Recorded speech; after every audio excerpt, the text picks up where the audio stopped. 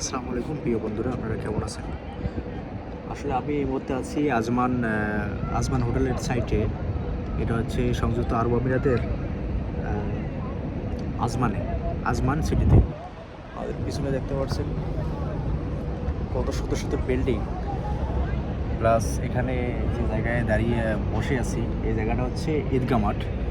এখানে প্রতি শনিবার করে আমরা খেলতে আসি।